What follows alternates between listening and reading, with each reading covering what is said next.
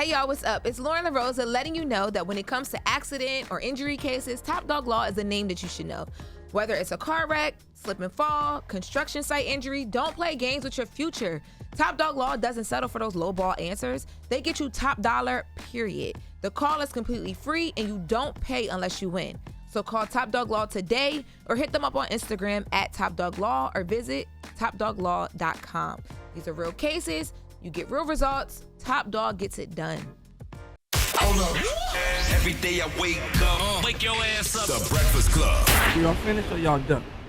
So Diddy was sentenced on Friday. He was sentenced to 4 years and 2 months behind bars and a $500,000 fine for the 2 counts of the Mann Act, the prostitution or the travel to engage in prostitution charges that he was charged with. Now it was a very long day in court. We were there from I believe things started around things started like 10, a few minutes after 10 o'clock, and then we left around like 5-ish. And it was emotional as well, too. So the way that it went down was the judge listened to both sides, and he took into account things from both sides that both sides felt like shouldn't be included or whatever in the sentencing. And then the judge came in and he said, here's what we're going to do. So the biggest thing to me, the judge says, we're going to be able to factor in or at least be able to use for context the things that you've already been acquitted of. That sounds crazy. Now, the reason why the judge said that, but when I heard that, I'm like, oh, he is not going to take it light at all. But the reason why the judge said that is because he was getting to the point that you can't get to prostitution and the things that Diddy was actually convicted of without being able to theoretically think about how we got here. And when you think about how we got here, Diddy had to be able to force these women, coerce these women, and there was physical violence that happened in order to do so. But he was found not guilty for all that, for forcing them women in coercion, right? Yeah, I mean, he was found not guilty. He was acquitted of those things, but the judge ruled based on other case law that they needed to be able to use it in context. Now, I will say, go ahead. Like the prostitution is too intertwined with everything else is what yeah, like one thing leads to another. Like you have to get these women scared. You have to get these women to the point where they feel like they can't fight back in order to travel in people to them to engage in the prostitution is how the judge but that doesn't necessarily make sense, right? Because somebody could want to hire a prostitute. They don't have to be coerced. That could just be their side of them. See, now that's another thing. Because he was found not guilty that's another of thing. that. That's another thing too. From proof and when they were trying to figure out how they're ruling on different things, and Diddy was objecting to different things that was in the sentencing report, the victim conversation came up. Like, do we look at Jane and Cassie as victims or as women that were just engaging in prostitution or prostitutes? And the judge ruled that they were victims. So once you rule that they're victims, and then you say we can look at all the other things in background, it gets us to where we are now.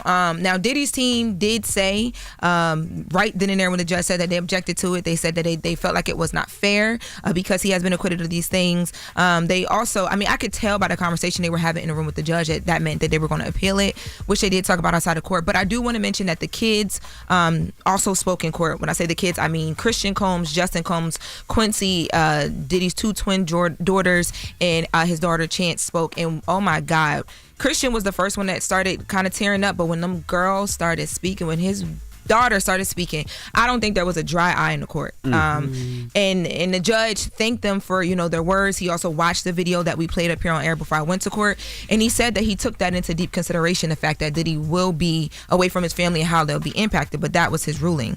And Diddy spoke for himself in court as well too. I wrote down most of what I could get, and he apologized to Cassie and Jane. He said he was deeply sorry. He says that he hates himself right now.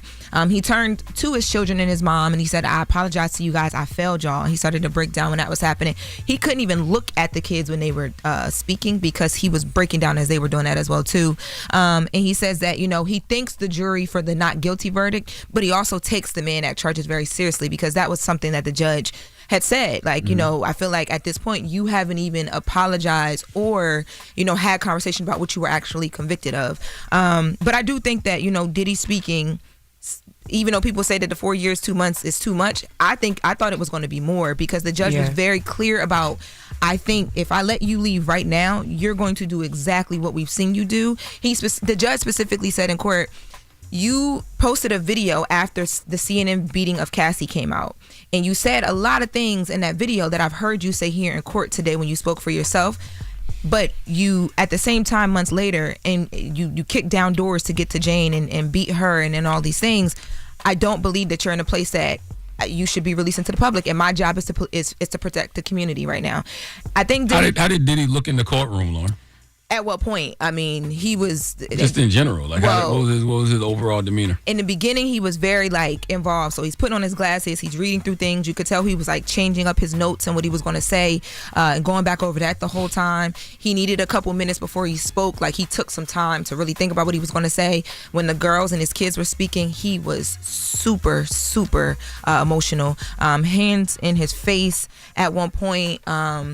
Just shaking his head. What about when he fell to his knees? When he fell to his knees in between the chairs, did you see that part? They said that was old, right? Yeah, so that photo of him in the chair was an old photo from back in July. But there was a point where he had bent down, but I felt like he was just getting his stuff together because it was over. But he was on the floor. Yeah, he has something you collecting things because they brought in a lot of dockets and stuff like that, and he's heavily involved, so he has them as well too. But he was very emotional. For multiple points out of the day. The part where they played the video, he couldn't even look at everybody turned to the screen to look. He couldn't even look at the video. He was crying during that as well too. What about the when they played the Cassie video? No, they played the video that we played on air before I went to court of his family. They put together that mashup like a 10-minute video. Yeah. Yes. Well, now there was rumors that he was scheduled to. I mean, they said he was hosting an event next week in Miami. Well, this week in Miami. Oh my God, that was insane. Okay, so here's what it was. So Diddy's team had put in documents that they had something scheduled for him to do next week in Miami. Now, what that was Diddy. He's been doing free game with Diddy while locked up. Mm-hmm. They had worked with the Bureau of Prisons and all these official law enforcement agencies to set up a whole course for Diddy to go and begin speaking at various places to help people not get in that situation that he's in, and to speak to people that are currently incarcerated and recently came home. And they had a guy who was, the head of the program come and speak in court and say why they did that, because he said, when people are involved in programs, once they leave, they don't go back to jail. And what Diddy is doing is very impactful. Now, I will say, I thought prosecution made it seem like he was hosting a club. Exactly. I mean, because at that point, I think it's it's the conversation around the arrogance of it. It's you're very it don't confident. matter what he was doing. Yeah, you're very. It don't matter if it was a club hosting or not. The fact that you scheduled something you just know you coming home, that's crazy. Yeah. And actually, O.J. Simpson's attorney, former attorney, Alan Dershowitz, he spoke to Fox News just about how crazy that was too. Let's take a listen. Imagine anything more stupid than that. How anybody permitted him to do that?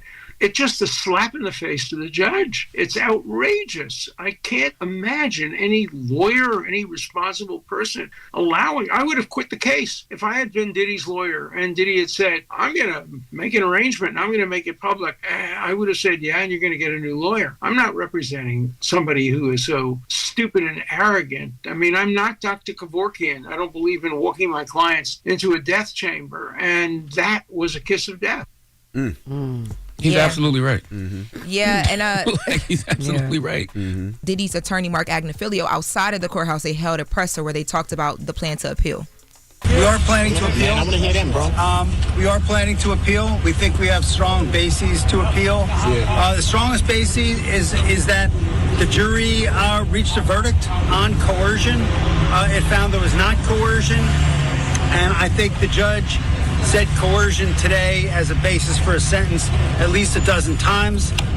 We think that is unconstitutional.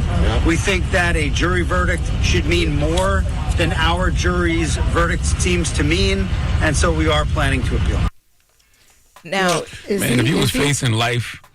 Oh, go ahead, Joe. No, I was about to ask, is he safe, though? And you say something about him getting stabbed? I was going to say, what they're going to lean on, just to answer your question, Diddy's team is saying no, he's not going to be safe, because in court, we found out that there was an attempt on Diddy's life that they stopped. There was a man that attempted to shank him, but they stopped it, the correctional officers.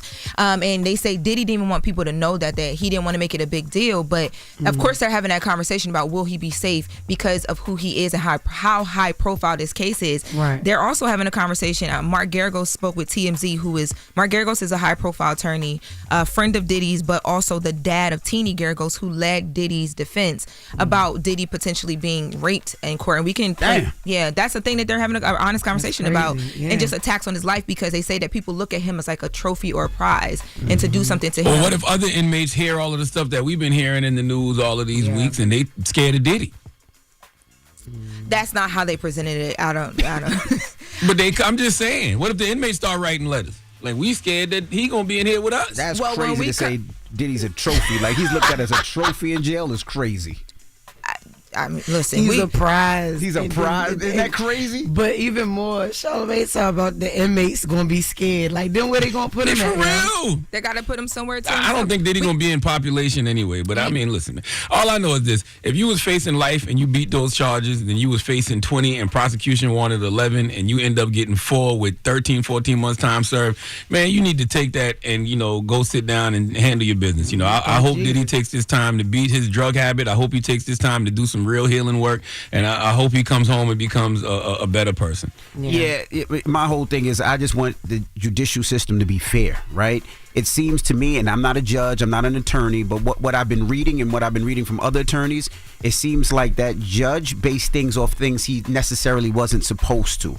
Like, the Cassie, we talk about the Cassie video all the time, but he wasn't convicted of the Cassie video. Yeah, but he explained all. But also the coercion. Like, all the attorneys are saying, how are you found not guilty for that, but then you still use that in sentencing him? It's a lot going on. Let's open up the phone line. He explained it. Loren just explained it. Yeah, but most of the attorneys are saying that's not right. You can't. That's why they're filing an appeal on that. Well, listen, and in the appeal, we'll get more into that, but let's open up the phone lines. 800-585-1051. What are your thoughts? Let's discuss. 800-585-1051. And by no means am I saying Diddy's a great person, he's a nice person. I'm just saying in the judicial system, you're supposed to be charged and sentenced based off the crime. And if that's the case, man, I think Diddy came off really well. I thought so too. But let's discuss that. That man was facing life. With time served, he got 3 years to do? He got 3 years to do. 800. He was facing 20, and the prosecution wanted 11 for these 2 Mann Act charges, and you ain't lost. Nobody in the time in history has gotten that much time for hiring a prostitute and carrying off state lines. Nobody. Not one person. There's always new precedent to be set. And usually, they get the pimp and the actual John, not the actual person that does it. But we'll discuss when we come back. Yeah. She has more to break down. It's the Breakfast Club. Good morning. Hold up. Every day I wake up, wake your ass up. The Breakfast Club. Y'all finished or y'all done?